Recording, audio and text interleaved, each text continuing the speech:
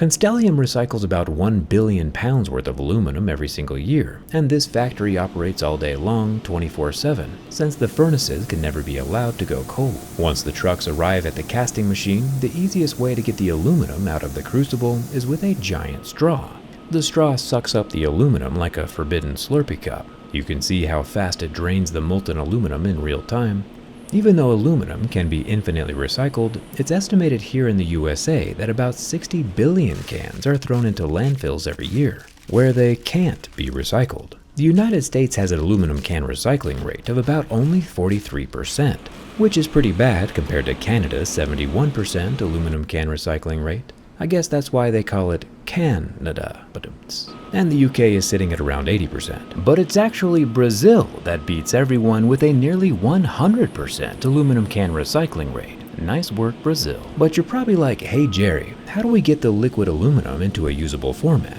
And I'm very glad you asked. The coolest part of this whole process is the casting and the rolling. The aluminum we just hoovered out of the crucible is poured into massive 40,000 pound ingots, 6 at a time, without using any molds. Constellium pours the molten aluminum into a rectangle in the ground, and then as the aluminum cools down, thanks to the misters and flowing water, it can solidify into free space below the rectangle, creating an aluminum obelisk. This is called electromagnetic casting. A magnetic field helps the metal solidify without physically touching the walls of the mold, giving the slabs a uniform, smooth finish on the hardened exterior, which will come in handy later. Constellium's ingots are about 2 meters wide and 5 meters long, and weigh more than your mom's minivan.